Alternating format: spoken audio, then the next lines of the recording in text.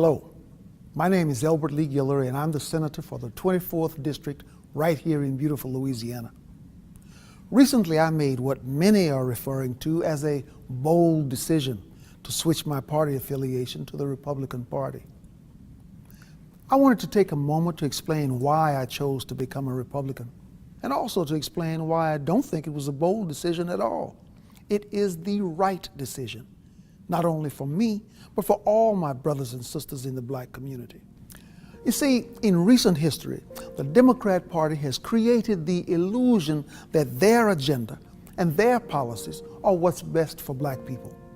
Somehow it's been forgotten that the Republican Party was founded in 1854 as an abolitionist movement with one simple creed, that slavery is a violation of the rights of man.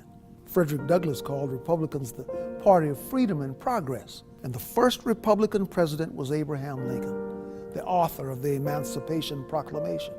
It was Republicans in Congress who authored the 13th, 14th, and 15th Amendments, giving former slaves citizenship, voting rights, and due process of law.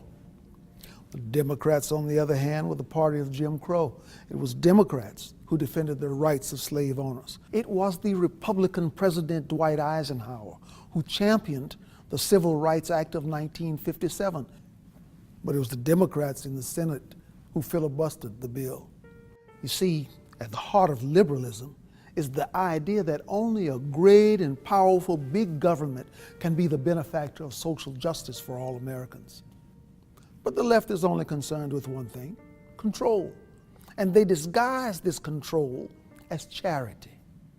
Programs such as welfare, food stamps, these programs aren't designed to lift black Americans out of poverty.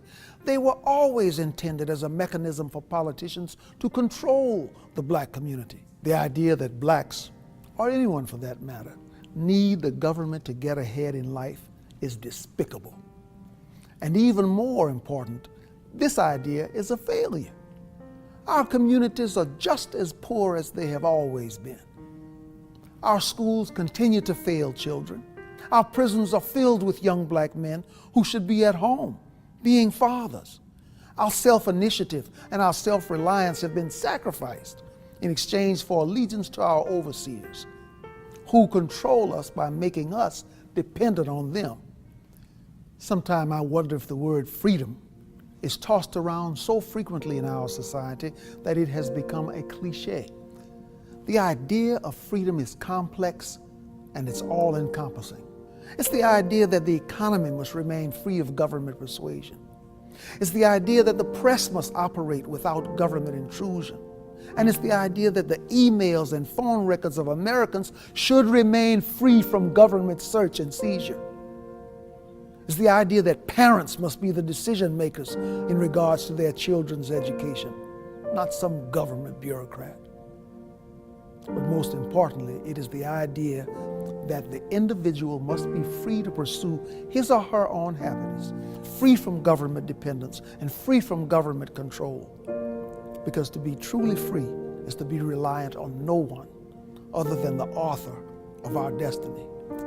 These are the ideas at the core of the Republican Party, and it is why I am a Republican. So my brothers and sisters of the American community, please join with me today in abandoning the government plantation and the party of disappointment, so that we may all echo the words of one Republican leader who famously said, "Free at last, free at last. Thank God Almighty, we are free at last."